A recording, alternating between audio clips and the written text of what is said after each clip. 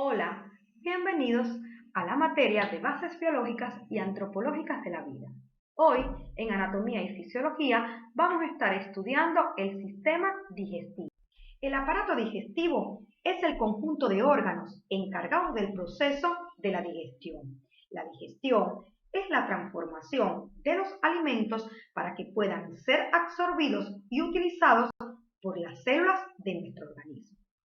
Este sistema realiza diversas funciones, como el transporte de alimentos, la secreción de jugos digestivos, la absorción de nutrientes y la excreción mediante el proceso de defecación.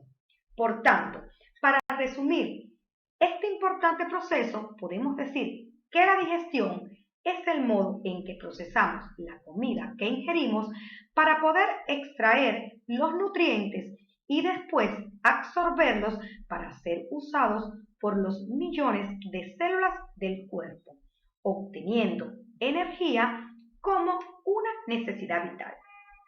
En el transcurso de la clase verán que este proceso depende de la normalidad en la estructura y en la función de los órganos del aparato digestivo. Su estructura principal es un tubo irregular abierto por los extremos, denominado canal alimentario o tubo digestivo. En el adulto, este tubo hueco mide alrededor de 9 metros de longitud. Cuando nos referimos a la estructura del aparato digestivo, tenemos que decir que está formado por partes del propio tubo que llamamos órganos principales y también órganos accesorios que no se encuentran dentro del mismo, pero que forman parte de este aparato digestivo. Como órganos principales vamos a tener la boca, la faringe que conocemos como garganta, el exófago, el estómago, el intestino delgado que se divide en duodeno, jejunum, ilion, intestino grueso, donde vamos a ver el ciego, el colon, donde vamos a tener el colon ascendente, colon transverso, colon descendente, sigmoide, el recto y vamos a tener el canal anal y el ano. Dentro de los órganos accesorios vamos a tener los dientes y la lengua, glándulas salivales como las parótidas, sublinguales y submaxilares, así como vamos a estar hablando del hígado, el páncreas, vesícula biliar y el apéndice vermiforme. Este proceso digestivo atraviesa diferentes etapas. En primer lugar, vamos a hablar de la ingestión. Esta etapa ocurre en la boca. Los alimentos son triturados por los dientes y mezclados con la saliva en la cavidad oral. Luego vamos a hablar de la digestión. Esta digestión podemos decir que los alimentos se van a descomponer en moléculas más sencillas y que esta digestión comienza en la boca y continúa en el estómago y en el intestino, como pueden observar. Hay otra etapa importante que es la absorción. Las moléculas sencillas están atravesando las paredes del tubo y van a ser transportadas por la sangre y que este proceso ocurre mayoritariamente en el intestino delgado. Estos nutrientes tienen que ser asimilados por las células de nuestro organismo para obtener energía o fabricar nuevas moléculas. Por último, hablamos de la defecación, donde las sustancias que no fueron digeridas o no fueron absorbidas son eliminadas a través del ano en el intestino grueso. Vamos a ver que el aparato digestivo utiliza distintos mecanismos para conseguir que los nutrientes estén disponibles para todas las células del cuerpo. En primer lugar, como vimos anteriormente, los alimentos compuestos deben llegar al tubo digestivo en un proceso que denominamos ingestión. Después, la comida ingerida debe ser descompuesta en nutrientes simples mediante un proceso que conocemos como digestión y estamos abordando. La descomposición o digestión de alimentos es de naturaleza mecánica y química. Por eso vamos a estar hablando de un proceso de digestión mecánica y un proceso de digestión química. Vamos a ver que los dientes se usan para descomponer físicamente trozos de comida antes de deglutirlos y el batido de la comida en el estómago continúa el proceso digestivo mecánico. Para descomponer físicamente los trozos de comida grandes en pedazos más pequeños para que puedan desplazarse por todo el tubo digestivo, es necesario un mecanismo importante como la motilidad o el movimiento de la pared digestiva. Aquí vamos a estar hablando del peristaltismo y la segmentación. También tenemos que decir que en la digestión química las moléculas de comidas grandes van a ser reducidas a otras más pequeñas. Y este proceso de digestión química requiere la secreción de enzimas digestivas y de otros productos en la luz del tubo digestivo. Una vez que los procesos digestivos han alterado la composición física y química de la comida ingerida, los nutrientes resultantes van a estar preparados para ese proceso de absorción tan importante o movimiento a través de la mucosa digestiva hacia el medio interno. Parte de este sistema digestivo es el recto, ¿verdad? El cual actúa como un órgano de eliminación, expulsando del cuerpo el material de desecho o las heces fecales que resultan de este proceso digestivo. Por último, es necesaria una regulación de actividades como la motilidad y la secreción para coordinar los distintos mecanismos de la digestión. El tubo digestivo se extiende desde la boca hasta el ano. Su pared está formada por 4 capas de tejido y el interior o espacio hueco del tubo se llama luz. Las 4 capas de adentro hacia afuera son las siguientes: una capa mucosa, membrana mucosa, una submucosa, una capa muscular y una capa serosa. Vamos a ver que aunque las mismas 4 capas de tejido forman los órganos del tubo digestivo, sus estructuras varían en los distintos órganos. Por ejemplo, la mucosa del exófago está compuesta por un epitelio fuerte y estratificado, resistente a la abrasión. La mucosa del recto del tubo digestivo es una capa delicada de epitelio cilíndrico simple que va a estar diseñada para la absorción y la secreción. El moco producido por cualquier tipo de epitelio recubre el revestimiento del canal alimentario. Vamos a ver que la submucosa, como su nombre le indica, es una capa de tejido conjuntivo que va a estar situado debajo de la capa mucosa y que va a contener muchos vasos sanguíneos y nervios. Las láminas de tejido muscular que constituyen la capa muscular desempeñan un importante papel en la motilidad o movimiento del tubo digestivo durante este proceso de digestión. Estas capas van a ser circulares, longitudinales y oblicuas. Estas capas son importantes para producir contracciones que van a favorecer el peristaltismo y la segmentación, que como hemos venido hablando son movimientos indispensables para este proceso y que abordaremos más detalladamente en la próxima diapositiva. La serosa es la cobertura o capa más externa del tubo digestivo. En la cavidad abdominal se corresponde con el peritoneo parietal. Las asas del tubo digestivo están ancladas a la pared posterior de esta cavidad abdominal por un pliegue doble grande de tejido peritoneal que llamamos mesenterio.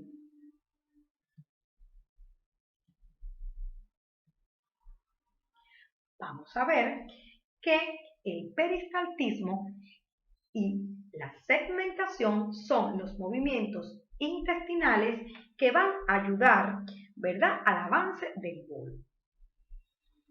Vamos a ver que específicamente el peristaltismo es un tipo de movimiento progresivo en que el material es propulsado desde un punto a otro en el tubo digestivo. Como pueden observar en la figura, en la A se forma un anillo de contracción donde se distiende la pared digestiva y el bolo es empujado hacia adelante. En el B, el bolo en movimiento provoca un anillo de contracción en la región siguiente que empuja el bolo todavía más allá.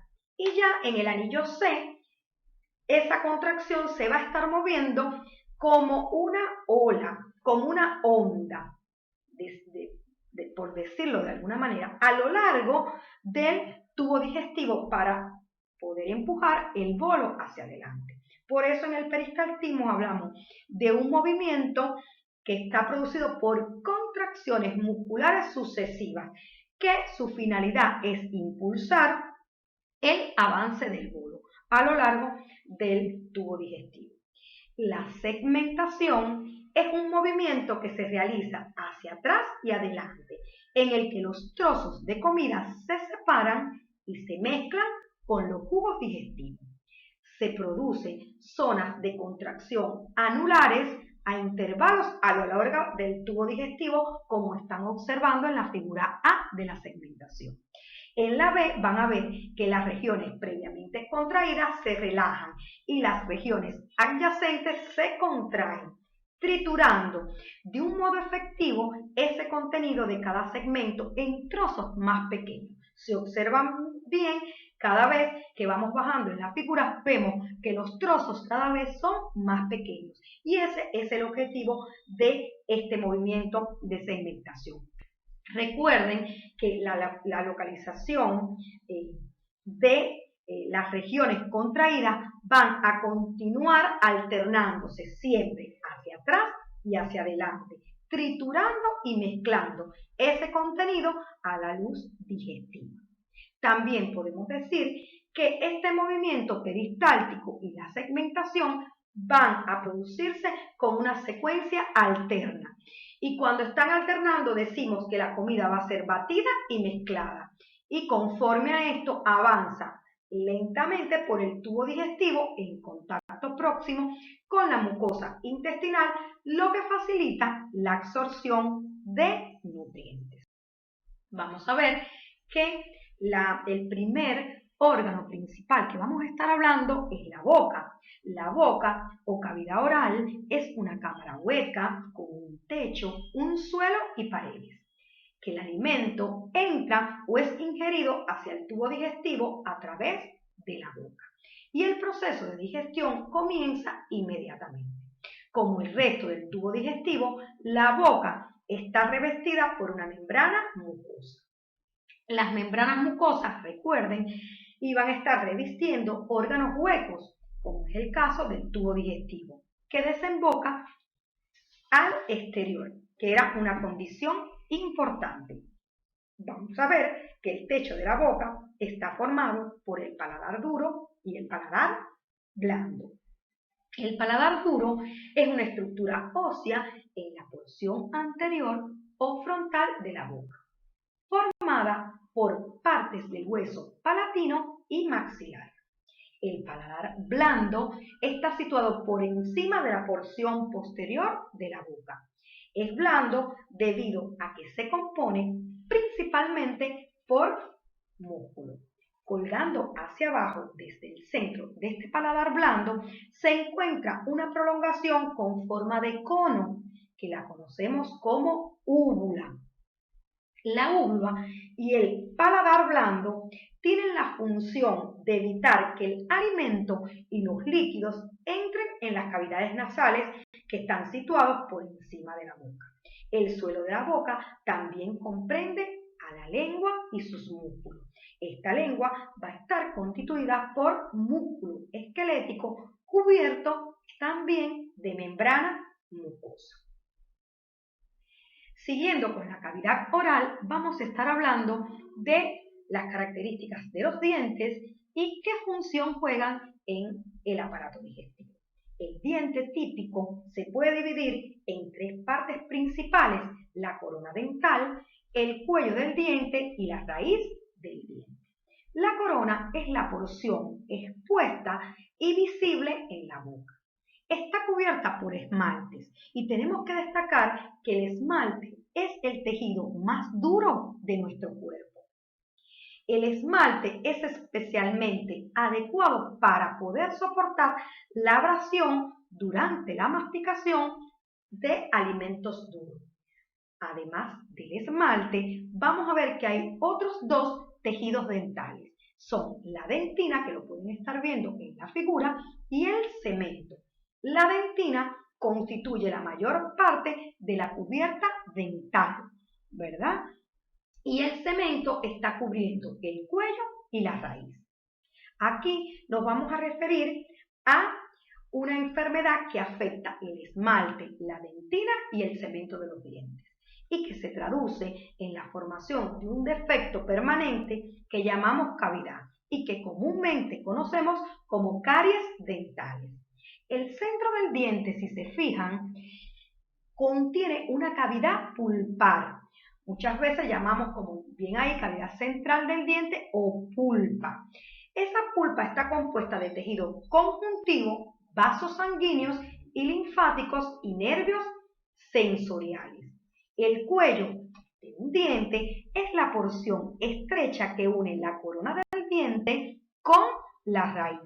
Y en este caso tenemos que decir que va a estar rodeado por la encía, o también se conoce como tejido gingival. Ahí lo pueden ver en la figura de color rosado. El cuello de un diente, ¿verdad? Decíamos que es esa porción estrecha que están viendo ahí señalizada. Un término general que comúnmente manejamos es la gingivitis. Cuando hablamos de gingivitis nos referimos a la inflamación leve localizada y que con frecuencia es transitoria de las encías. Se conocen como gingivitis. Van a ver ahí que la raíz encaja en el alveolo de la mandíbula superior o inferior. También vamos a observar que hay una membrana periodontal fibrosa que tapiza cada alveolo dental y ancla el diente al hueso. La periodontitis es un tipo generalizado y grave de inflamación e infección y suele ser el resultado quizás de una gingivitis no tratada y que se complicó. Aquí la infección empeora y acaba provocando la pérdida de esa membrana periodontal y del hueso, y hay aflojamiento o pérdida completa de dientes. Por eso la periodontitis es una de las principales causas de pérdida dentaria en los adultos. Ahora nos vamos a referir a los tipos de dientes. Vamos a ver que la forma y la localización de los dientes ayudan a sus funciones. Vamos a hablar de los 4 tipos principales de dientes. En primer lugar tenemos a los incisivos, y ahí ven que está el incisivo central y el incisivo lateral. Los caninos o cúspides, que también lo conocemos como colmillo, ¿verdad? Los premolares o bicúspides, donde vamos a tener el primer premolar y el segundo premolar. Y vamos a tener los molares o tricúspides, donde vamos a tener al segundo molar y al tercer molar. Vamos a ver que los incisivos van a tener bordes muy afilados, mientras que los caninos tienen extremos más punta, bien preparados para perforar y desgarrar. Los premolares y molares planos con 2 o 3 cúspides van a ser específicos para triturar, porque proporcionan una superficie mucho más amplia para poder moler de modo efectivo la comida digerida. La lengua forma el suelo de la cavidad oral. Es un órgano muy móvil, libre en la punta e inserto en el hueso hioides. Está formado por músculo esquelético y recubierto por una membrana mucosa. Presenta dos caras, una dorsal y una ventral, y la superficie superior y los lados de la lengua están recubiertos por papilas gustativas. En su parte inferior se forma un pliegue que conocemos como frenillo y cumple diversas funciones. En primer lugar, es el órgano del gusto, posee sensibilidad térmica, dolorosa y táctil, ayuda a mezclar e insalivar los alimentos y formar el bolo alimenticio, también inicia el proceso de deglución y participa en el acto del lenguaje. Bueno, dijimos en la diapositiva anterior que la lengua íbamos a encontrar papilas gustativas, que son un conjunto de receptores sensoriales llamados específicamente receptores gustativos. Son los principales promotores del sentido del gusto y dependiendo de su localización en la lengua, tienen la habilidad de detectar mejor ciertos tipos de estímulos o sabores. Vamos a ver que existen 4 tipos principales de papilas gustativas. En primer lugar, vamos a ver las papilas caliciformes o circunvaladas, porque son las papilas menos numerosas, pero las más voluminosas, como pueden ver ahí. Y van a ser las receptoras del sabor amargo. Están dispuestas cerca de la base de la lengua en 2 líneas que se reúnen en la parte media y posterior, formando un ángulo agudo llamado V lingual y que lo pueden ver señalizado también en la figura con el color verde, ¿verdad? Que está indicándonos ese sabor amargo.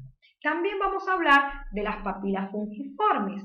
Estas papilas tienen la forma de un hongo, por eso su nombre lo indica. Fungi quiere decir hongo y formes, forma de hongo. Están diseminadas en toda la superficie de la lengua, especialmente delante de la V lingual. Estas son muy visibles y tienen un color rojizo debido a los vasos sanguíneos que la están irrigando. Vamos a ver que son receptoras del sabor dulce, ¿verdad? Que está ahí en la punta de la lengua con color amarillo. Las papilas filiformes tienen una forma cónica, cilíndrica y terminan por una corona de filamentos puntiagudos que esta variedad de formas hace que se preste a confusión a la hora de clasificar estas papilas. Tienen función térmica y táctil y no están asociadas a la recepción de sabores. Van a estar repartidas también por toda la superficie de la lengua. Son las papilas más abundantes sobre la superficie de la lengua. También vamos a encontrar las papilas foliadas. Son unos pliegues laterales y pequeños de mucosa lingual que están poco desarrollados y que van a ser receptoras que captan los sabores salados. 3 pares de glándulas salivales, las parótidas, las submandibulares y sublinguales, secretan la mayor parte de la saliva. Las parótidas son las glándulas salivales más grandes y como pueden observar en la figura, están por debajo y por delante de cada oreja y van a vertir sus secreciones junto al segundo molar superior. Vamos a ver que ellas contienen células secretoras serosas, por eso el tipo de saliva que van a producir es serosa o acuosa y van a contener enzimas, como por ejemplo la amilasa salival, la cual va a iniciar la digestión química de los hidratos de carbono. Las glándulas submandibulares se van a encontrar justo debajo del ángulo mandibular. Sus conductos abren a ambos lados del frenillo y se conocen como glándulas mixtas, ¿verdad? Porque ellas van a producir Vamos a ver que la faringe es una estructura tubular formada de músculo y revestida por una membrana mucosa. Debido a su posición detrás de las cavidades nasales y la boca, actúa como parte de los aparatos respiratorios y digestivos.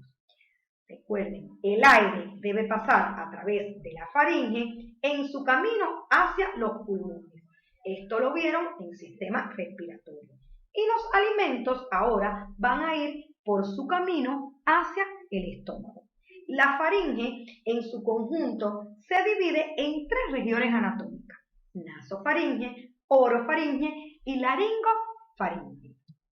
Vamos a ver que la orofaringe es la más activa y está directamente implicada en el proceso digestivo debido a un importante papel en un tipo de movilidad especializada y coordinada del aparato digestivo para tragar los alimentos. El proceso de tragar la comida se denomina deglución.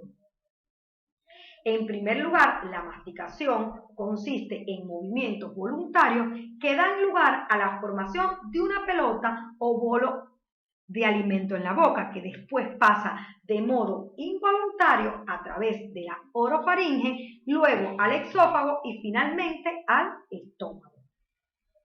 Vamos a ver que la deglución es un proceso complejo que requiere la coordinación de músculos faríneos y de otros músculos y estructuras de la cabeza y el cuello.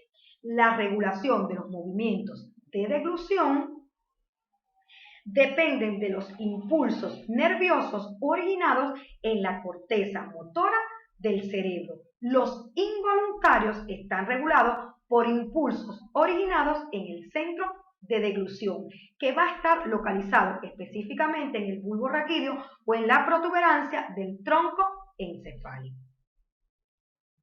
Vamos ahora a hablar sobre este proceso de deglución. Vamos a ver que este proceso consta de 2 fases, una fase oral y una fase faríngea. En la fase oral hablamos de un proceso voluntario, ¿verdad? Donde la lengua comprime el bolo contra el paladar y lo empuja hacia atrás, ¿verdad? Está empujando la lengua, el bolo hacia la faringe. Y aquí el exófago va a permanecer cerrada. En la segunda fase, en la fase faríngea, que es un acto reflejo, vamos a ver cómo el paladar blando se eleva, ¿verdad? Sube y cierra la cavidad nasal. Está cerrando ese paso hacia la cavidad nasal, ¿verdad? Para que no se vaya para las vías respiratorias. Y aquí juega un papel importante una estructura que conocemos como la epiglotis. ¿Por qué? Porque ahí la epiglotis desciende y cierra la tráquea, ¿verdad? Es como si se curvara, miren ahí, para cerrar la tráquea y poder abrir el exófago. ¿Para qué? Para que se inicien movimientos peristálticos que impulsen ese bolo hacia la faringe. El exófago, como ven, es un tubo muscular revestido por mucosa que va a conectar la faringe con el estómago. Mide alrededor de 25 centímetros de longitud y va a actuar como un conducto dinámico para los alimentos y los impulsa hacia el estómago. Aquí vamos a hablar de la producción de moco por las glándulas de su revestimiento mucoso que lubrica el tubo para facilitar el paso del alimento hacia el estómago. El estómago está situado en la parte superior de la cavidad abdominal, justo debajo del diafragma. Sirve como bolsa a la llegada de los alimentos después de haber sido masticados, deglutidos y desplazados a través del exófago. El estómago parece pequeño, pero cuando está vacío, porque tiene la capacidad de expandirse de modo considerable si comemos abundantemente. Una vez que la comida ha entrado en el estómago, atravesando el esfínter exofágico inferior muscular, que también denominamos el esfínter del cardias, que está situado al final del exófago, continúa el proceso digestivo. Los esfínteres van a ser anillos de tejido muscular. Y el cardias tiene una función fundamental y es evitar que los alimentos se regurgiten hacia el exófago cuando se contrae el estómago. Pero tenemos que decir que existe un trastorno que conocemos como hernia de hiato, que determina el movimiento retrógrado o reflujo del contenido gástrico hacia el tercio inferior del exófago. Los síntomas que produce se llaman enfermedad por reflujo gastroesofágico, que la nombramos por sus siglas ERG. La hernia hiatal o hernia del hiato ocurre cuando se produce un aumento del tamaño del agujero del diafragma, a través del cual pasa el esófago para unirse al estómago. Este agujero, que se conoce como hiato, cuando aumenta de tamaño, permite que protruya el extremo distal del exófago e incluso hasta una parte del estómago, como están observando en la figura. Vamos a ver que las tres divisiones fundamentales del estómago que mostramos en la figura es el fundus, el cuerpo y el píloro. El fundus es la porción agrandada a la izquierda y por encima de la entrada del esófago al estómago. Vamos a ver que el cuerpo es la parte central del estómago y el píloro es la sección inferior estrecha que se une a la primera porción del intestino delgado. Se produce una digestión parcial mientras los alimentos permanecen en el estómago retenidos por el músculo del esfínter pilórico. Vamos a ver que las fibras musculares lisas del esfínter permanecen contraídas y la mayor parte del tiempo está cerrando la desembocadura del píloro en el intestino delgado. En la figura se aprecia también el borde derecho superior del estómago, que conocemos como curvatura menor, y el borde izquierdo inferior llamado curvatura mayor. La pared del estómago va a estar formado por una capa de mucosa que es la más interna. Luego tiene por debajo de ella una submucosa, una capa muscular y la capa más externa que es la membrana serosa. En la figura se aprecian las tres capas de músculo liso que componen la pared del estómago, ¿verdad? Estamos hablando de las fibras musculares de curso longitudinal, circular y oblicuas. Convierten al estómago en uno de los órganos internos más fuertes, capaces de descomponer los alimentos en partículas diminutas y de mezclarlos con el jugo gástrico para formar el quimo. Vamos a ver que las contracciones del músculo gástrico producen el peristaltismo que impulsa los alimentos hacia adelante en el tubo digestivo. El estómago está revestido por una membrana mucosa que contiene miles y miles de glándulas gástricas microscópicas, y estas glándulas secretan el jugo gástrico y ácido clorhídrico.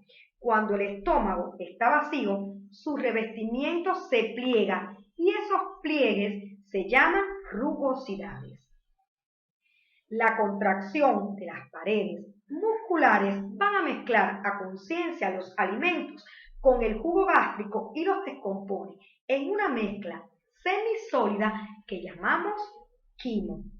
Vamos a ver que el jugo gástrico contiene ácido clorhídrico y enzimas que van a participar en este proceso digestivo.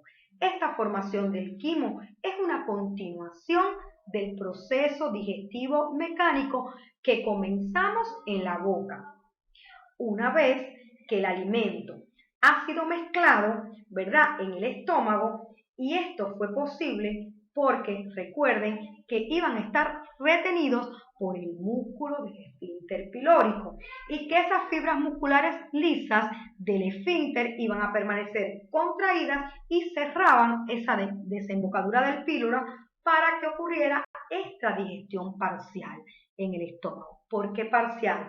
Porque ahora este quimo va a comenzar a pasar a través del esfínter pilórico hacia el intestino delgado. Y llegamos al intestino delgado. Entonces, vamos a decir que este intestino delgado es un tubo arrollado de 7 metros de longitud y un diámetro menor que el intestino grueso. ¿verdad? Vamos a ver qué es la sección del aparato digestivo que está conectando el estómago con el intestino grueso. Las diferentes partes del intestino delgado tienen nombres distintos. Según el orden con que los alimentos pasan a través de ellas, se llaman duodeno, yeyuno e ilio. Aquí nosotros vamos a ver que el quimo se va a convertir en quilo por la acción de las bilis, el jugo pancreático y el jugo intestinal. Aquí hablamos de una digestión química mayoritariamente y casi todo el proceso de absorción ocurre en este intestino delgado. Ahora nos vamos a referir a las características del revestimiento del intestino delgado. Vamos a ver que el revestimiento mucoso del intestino delgado, como el del estómago, contiene miles de glándulas microscópicas. Estas glándulas intestinales van a secretar el jugo digestivo intestinal. Otra característica estructural del revestimiento del intestino delgado que lo hace especialmente adecuado para el proceso de absorción de alimentos y de agua es que este revestimiento no es perfectamente liso, como pareciera a simple vista. Todo lo contrario, forma múltiples pliegues circulares llamados plicae.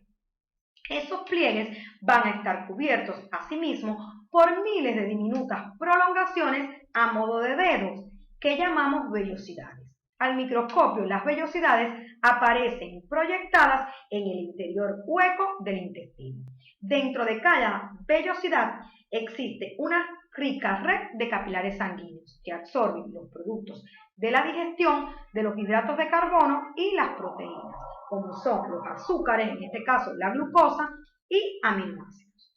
Observen en la figura que los pliegues de la mucosa van a estar cubiertos por vellosidades.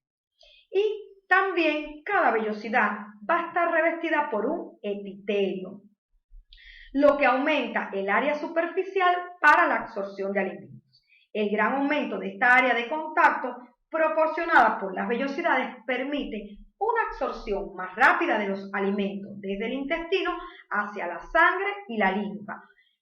También vamos a ver que cada vellosidad del intestino contiene un vaso linfático o quilífero que absorbe lípidos o material graso del quimo que pasa a través del intestino delgado.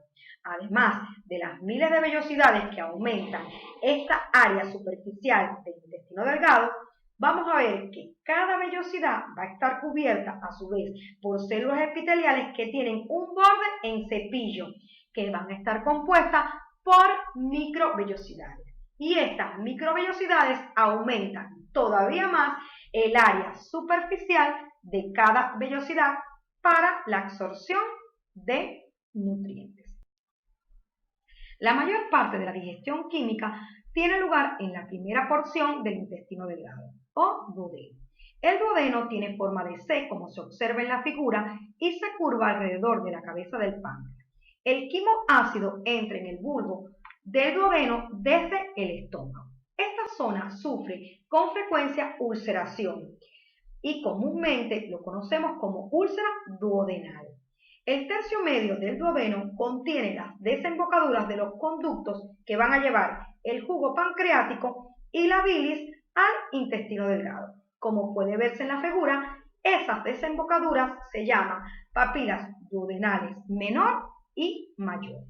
En ocasiones, un cálculo pudiera estar bloqueando la papila duodenal mayor, como se observa en la figura. Y bueno, aquí se producen síntomas como el dolor intenso, la ictericia, que es la coloración amarilla de la piel ascosa, y otras anomalías digestivas que hay que evaluarlas. El músculo liso de la pared del intestino delgado se contrae para producir el peristaltismo, la contracción en forma de ondas que iba a impulsar los alimentos a través del tubo.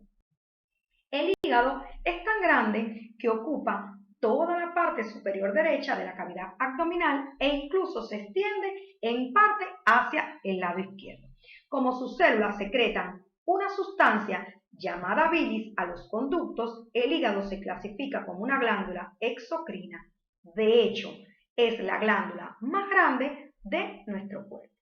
La bilis sale del hígado por los conductos hepáticos derecho e izquierdo, como observan en la figura, los cuales se unen para formar el conducto hepático común. Posteriormente, este conducto se va a funcionar a otro que está conectado directamente a la vesícula biliar, que conocemos como conducto cístico, para formar luego el conducto hepático biliar común que conocemos como colédoco.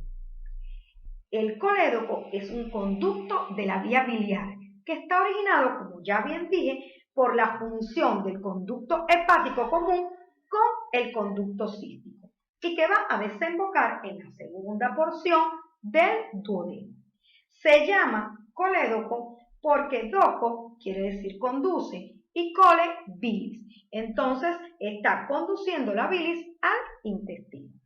Desde el punto de vista químico, la bilis contiene cantidades importantes de colesterol y sales biliares que se comportan como detergentes que rompen de forma mecánica o emulsionan las grasas. Vamos a ver que además de emulsionar las grasas, la bilis se elimina del organismo con las heces, va a servir como un mecanismo para excretar el colesterol. Por tanto, las principales funciones de la bilis serían eliminar o emulsionar las grasas y la eliminación del colesterol. Cuando el quimo con lípidos o grasas entra en el duodeno, se inicia un mecanismo que va a contraer a la vesícula biliar y lleva la bilis al intestino delgado. La grasa del quimo va a estimular o activar la secreción de una hormona, la hormona colicistocinina, en la mucosa intestinal del duodeno. Esta hormona es la que va a estimular después la contracción de la vesícula biliar y así la bilis fluye hacia el duodeno. La secreción de colecistocinina es un buen ejemplo de hormona reguladora de la motilidad digestiva.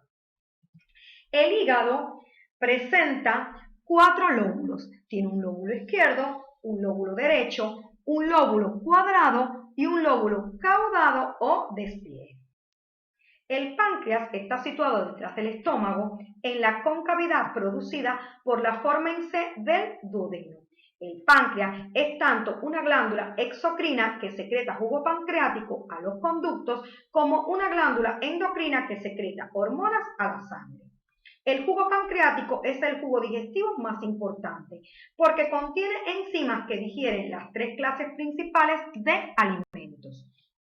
También va a contener bicarbonato de sodio, que es una sustancia alcalina que va a neutralizar el ácido clorhídrico del jugo gástrico cuando llega al intestino. El jugo pancreático entra en el duodeno por el mismo lugar que la bilis. Como puede verse en la figura, como lo están viendo, los conductos colédocos y pancreáticos desembocan en el duodeno por la papila duodenal mayor. Entre las células que secretan jugo pancreático a los conductos existen otros grupos de células que no tienen contacto con ningún conducto. Estos son los islotes pancreáticos, que contienen células que secretan las hormonas glucagón e insulina a la sangre. El intestino grueso mide aproximadamente 1.5 metros de longitud. Tiene un diámetro mucho mayor que el intestino delgado y está formando la porción inferior o terminal del tubo digestivo. Los restos de alimentos no digeridos ni absorbidos van a entrar en el intestino delgado, en el intestino grueso, después de pasar por una estructura similar a un esfínter, llamado válvula ileocecal. Vamos a ver que la pared del intestino contiene fibras musculares lisas que se contraen para producir el mezclado, peristaltismo y defecación. Y tiene un revestimiento de membrana mucosa.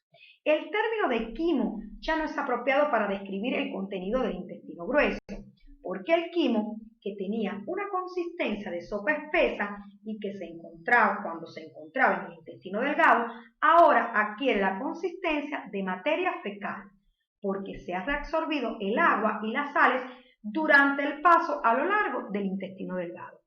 Mientras se desplazan a través del intestino grueso, las bacterias que actúan sobre el material que ha escapado a la digestión del intestino delgado. Como resultado de esa acción bacteriana, se pueden liberar nutrientes adicionales a partir de la celulosa y otras fibras que van a ser absorbidas. Además de su papel digestivo, las bacterias del intestino grueso desempeñan otras funciones importantes, como por ejemplo, son responsables de la síntesis de vitamina K, que es necesaria para la coagulación sanguínea normal. Y también de sintetizar algunas vitaminas del complejo B. Una vez formadas, estas vitaminas son absorbidas desde el intestino grueso y entran a la sangre. Aunque el intestino grueso se produce alguna absorción de agua, sales y vitaminas, este segmento del tubo digestivo no es tan adecuado para la absorción, ¿verdad? Las sales, especialmente el sodio, van a ser absorbidas mediante transporte activo y el agua pasa a la sangre por ósmosis. Otro aspecto a destacar es que la mucosa del intestino grueso no tiene vellosidades, ¿verdad? Por tanto, tiene una menor área superficial para esta absorción. En la figura se aprecia que la válvula ileocecal desemboca en una zona con forma de bolsa que llamamos ciego. La abertura misma está situada 5 o 6 centímetros por encima del comienzo del intestino grueso. Los restos de alimentos que están presentes en el ciego se desplazan hacia arriba por el lado derecho del cuerpo en el colon ascendente. La flexura cólico-hepática o derecha es la curva entre el colon ascendente y el colon transverso, que se extiende por la parte anterior del abdomen de derecha a izquierda, como pueden ver ahí, el colon transverso. Entonces vamos a ver que la flexura cólico-esplénica o izquierda está marcando el punto donde el colon descendente gira hacia abajo en el lado izquierdo del abdomen. Y el colon sigmoide o sigma es el segmento con forma de S que termina en el recto. La porción terminal del recto se conoce como canal anal y termina en la abertura externa o ano. Dos músculos esfinterianos van a permanecer contraídos para mantener cerrado el ano, excepto durante el proceso de la defecación. Cuando estudiamos en clases anteriores la clasificación de los músculos, veíamos que los músculos esfinterianos eran circulares y que tienen la particularidad de contraerse y relajarse para permitir o impedir el paso de sustancias. En este caso nos referimos a la materia fecal o heces fecales. Estos músculos pueden ser voluntarios o involuntarios. El esfínter anal interno se va a componer de músculo liso o involuntario, mientras que el esfínter anal externo iba a estar formado por músculo estriado o voluntario. El apéndice vermiforme viene del latín vermiformis, vermis es decir gusano y formis con forma de, y esto explica o está implicado su nombre. Tiene una estructura tubular similar a un gusano. Aunque carece de función digestiva importante en los humanos, contiene tejido linfático que pudiera interpretar un papel menor en los mecanismos de defensa inmunológica. En la figura se aprecia que el apéndice está directamente conectado con el ciego. El apéndice contiene una luz interior tubular ciega que va a comunicar con la luz del intestino grueso 3 centímetros por debajo de la apertura de la válvula ileocecal en el ciego. Si el revestimiento mucoso del apéndice se inflama, el cuadro resultante es un proceso bien conocido como la apendicitis. El peritoneo es una membrana serosa extensa, húmeda y deslizante que reviste la cavidad abdominal y cubre los órganos situados en ella, incluyendo la mayoría de los órganos digestivos. Cuando estudiamos membrana, estudiamos el peritoneo y decíamos que la porción parietal del peritoneo iba a recubrir la cavidad abdominal y la porción visceral forma la cobertura externa de cada órgano abdominal. El pequeño espacio entre las porciones parietales y viscerales se llama cavidad peritoneal. Y esta cavidad contiene un líquido que conocemos como líquido peritoneal en cantidad suficiente para mantener húmedas ambas capas del peritoneo y permitir su deslizamiento durante la respiración y durante los movimientos digestivos. Vamos a ver que el espacio entre el peritoneo parietal posterior y la columna vertebral se conoce como espacio retroperitoneal, como pueden estar observando en la figura con el color verde. Y tenemos que decir que en este espacio vamos a encontrar algunos órganos de este aparato digestivo, como por ejemplo la cabeza del páncreas que están viendo ahí, que es un órgano retroperitoneal. Y también la segunda porción del duodeno, que es retroperitoneal. El recto también. Hay otros órganos que también son retroperitoneales, pero que no pertenecen a el sistema digestivo, como por ejemplo los riñones, los uréteres, son retroperitoneales. Una forma en que se presenta el peritoneo es en forma de pliegues, y estos pliegues pueden ser mesos, epiplones u aumentos y ligamentos. Las dos extensiones más destacadas del peritoneo son el mesenterio y el epiplón mayor. Y en esta clase nos vamos a referir a estas dos extensiones más destacadas. En el caso particular de los mesos, podemos decir que es la membrana que conecta un órgano con la pared posterior del abdomen. Y esa membrana va a estar vascularizada. Es decir, el mesenterio va a ser el meso que conecta el intestino delgado, es decir, las asas intestinales, con la pared posterior del abdomen. Otro ejemplo de meso, la membrana que tiene el colon transverso que lo conecta a él con la pared posterior se llama mesocolon transverso. Y la membrana que cubre el colon sigmoide y lo conecta a la pared posterior del abdomen se llama mesocolon sigmoide.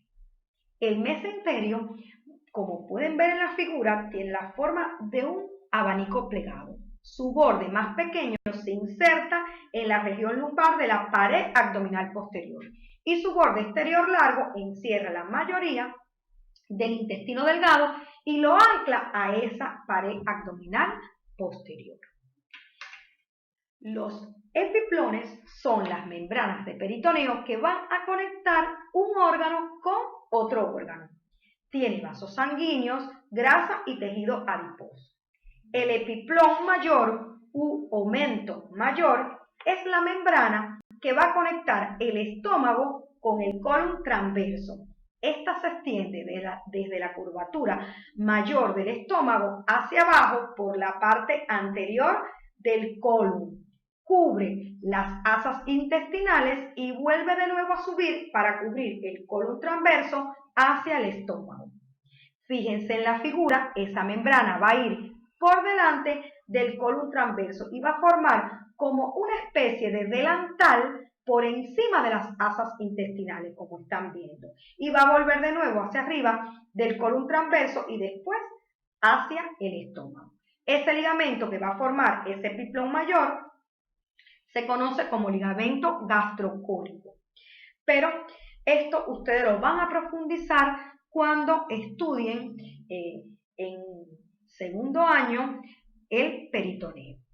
Vamos a ver que el epiplón es esa extensión en forma de bolsa del peritoneo visceral que va desde el borde del estómago, parte del duodeno y el colon transverso, y cuelga sobre el intestino a modo de un delantal grande debido a los depósitos focales de grasa que le dan ese aspecto de engaje y que denominamos delantal epiploico.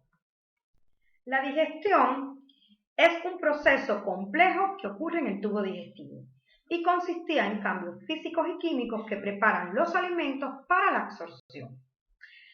Veíamos una digestión mecánica que descomponía los alimentos en partículas diminutas, los mezcla después con el jugo digestivo y hace que avance a lo largo de este tubo digestivo. Y por último, elimina las sustancias de desecho. Los distintos tipos de motilidad digestiva, como masticar, ¿verdad? La masticación, tragar, que es la deglución, el peristaltismo, la segmentación o fragmentación o la defecación, van a estar muy relacionados con esta digestión mecánica. También veíamos una digestión química que descompone las grandes moléculas o macromoléculas no absorbibles como lípidos, proteínas e hidratos de carbono que están en los alimentos en moléculas más pequeñas de nutrientes absorbibles, capaces de pasar a través de la mucosa intestinal hacia la sangre y la linfa. Vamos a recordar que la digestión química comprende numerosas reacciones químicas catalizadas por enzimas presentes en la saliva, en el jugo gástrico, en el jugo pancreático y en el jugo intestinal. En esta digestión química, las enzimas van a ser proteínas especializadas, ¿verdad? Donde, por ejemplo, la lipasa es una enzima para la digestión de las grasas, que actúa sobre los lípidos, mientras que la proteasa es una enzima que sirve para degradar las proteínas en moléculas más pequeñas, que serían los aminoácidos. Y la amilasa, que va a descomponer el almidón, que es un polisacárido, ¿verdad? Un glúcido complejo, y se descompone finalmente en glucosa, un monosacárido. El proceso de degradación se llama hidrólisis, un tipo importante de reacción química que añade agua, hidro, para poder romper de forma química, lisis, moléculas más grandes en otras más pequeñas. Vamos a ver que se produce muy poca digestión de los hidratos de carbono, ¿verdad? Esos almidones y azúcares, hasta que el alimento llega al intestino. La amilasa salival suele disponer de poco tiempo para hacer su trabajo, ya que la mayoría de las personas van a deglutir la comida con demasiada rapidez. El jugo gástrico no contiene enzimas para digerir los hidratos de carbono, pero una vez que el alimento llega al intestino delgado, las enzimas de los jugos pancreáticos e intestinal digieren los almidones y las azúcares. Una enzima pancreática es la amilasa, que comienza el proceso de transformar los alimentos en un azúcar doble, la maltosa. 3 enzimas intestinales, maltasa, sacarasa y lactasa, van a digerir los azúcares dobles transformándolos en azúcares simples. El principal azúcar que se obtiene es la glucosa. La maltasa está transformando la maltosa en glucosa y la maltasa es el azúcar de la malta. La sacarasa que digiere la sacarosa, que es el azúcar de la caña, y la lactasa que digiere la lactosa, que es el azúcar de la leche. Los productos terminales de la digestión de los hidratos de carbono son los azúcares simples y el más abundante es la glucosa. Vamos a ver que la digestión de las proteínas comienza en el estómago. Hay 2 enzimas del jugo gástrico importantes, la renina y pectina, que descomponen las moléculas de proteínas gigantes en compuestos mucho más simples. El pectinógeno es un componente del jugo gástrico que convierte en pectina activa, se convierte en pectina activa por el ácido clorhídrico, que también va a estar presente en este jugo gástrico. En el intestino, otras enzimas como la tripsina del jugo pancreático y las peptidasas del jugo intestinal acaban la digestión de las proteínas. Cada proteína va a estar constituida por muchos aminoácidos unidos, cuando las enzimas han dividido la molécula de proteína grande, esa macromolécula, en sus diversos aminoácidos, entonces decimos que se ha completado su digestión. Cuando hablamos de la digestión de las grasas, tenemos que decir que antes de que los alimentos lleguen al intestino delgado, se va a producir muy poca digestión de las grasas, al igual pasaba con los hidratos de carbono, que la mayoría de las grasas permanecen sin digerir hasta que son emulsionadas por las bilis en el duodeno, ¿verdad? Como aprendimos. Es decir, que los glóbulos blancos de grasa van a ser descompuestos en gotitas muy pequeñas. Una vez que ha tenido lugar este proceso, la lipasa pancreática rompe las moléculas de grasa en ácidos grasos y glicerol, ¿verdad? El glicerol es un alcohol que comúnmente conocemos como glicerina. Por tanto, los productos terminales de la digestión de las grasas son los ácidos grasos y el glicerol. En el día de hoy hemos abordado un proceso muy importante que conocemos como la digestión. La digestión se realiza en el aparato digestivo. Y este aparato digestivo, estudiamos hoy, que iba a estar formado por un tubo digestivo que estaba comprendido por órganos principales y también iba a estar formado por órganos accesorios y glándulas anexas. Cuando nos referimos a este tubo digestivo, tenemos que decir que este tubo digestivo era abierto en sus extremos y hablábamos de este tubo estaba extendido desde la boca hasta el ano, comprendiendo una serie de órganos importantes para que ocurriera este proceso de la digestión. Y veíamos en estos órganos principales cómo ese bolo alimenticio iba a pasar a través de la faringe y el exófago al estómago, donde continuaba este proceso de digestión que luego continuaba al intestino delgado, donde ocurría mayoritariamente la absorción y luego pasaba al grueso, que era la porción final, donde se iban a estar eliminando esta materia fecal a través de ella. También hablamos de glándulas anexas, como fueron las glándulas salivales, donde hablamos de las parótidas, que eran las más grandes, ¿verdad? Las submandibulares y las sublinguales. Hablamos del hígado como una glándula importante en la formación de la bilis y el páncreas también como importante en la secreción del jugo pancreático. También hablamos que esta digestión comprendía la digestión mecánica que se realizaba en la boca y consistía en triturar los alimentos por mecanismos como la masticación, la insalivación, que iban a dar lugar al bolo alimenticio. También hablamos de la digestión química, que consistía en descomponer los alimentos, pero aquí hablamos de descomponer macromoléculas como proteínas, hidratos de carbono, grasa, y que era importante la presencia de enzimas, de segregación de sustancias que hemos ido mencionando que ayudan a este proceso digestivo. Por tanto, esta digestión química comenzaba en la boca, ¿verdad?, por la enzima amilasa salival y continuaba por el exófago, luego al estómago, donde iban a tener un papel importante los jugos gástricos y luego en el intestino los jugos intestinales. También este proceso iba a comprender fases como la insalivación, ¿verdad?, que ya hablamos de la importancia de mezclar el alimento con la saliva, y también de la deglución, que es el paso de ese bolo alimenticio por la faringe y el exófago. Hablamos aquí de la digestión estomacal, cuando se produce el quimo, que se mezcla la comida con los jugos gástricos y se formaba aquella sopa espesa, pero que luego, cuando llegaba al intestino, ya hablábamos de el quilo, ¿verdad? Ese quilo que se iba a formar en el duodeno por la acción de las bilis, el jugo pancreático y el jugo intestinal. Entonces, este proceso era importante la absorción, ¿verdad? Era otra de los procesos que estuvimos viendo, que esta absorción mayoritariamente ocurría en el intestino delgado, precisamente por su estructura, ¿verdad? La estructura de su revestimiento, donde íbamos a encontrar vellosidades y microvellosidades, ¿verdad?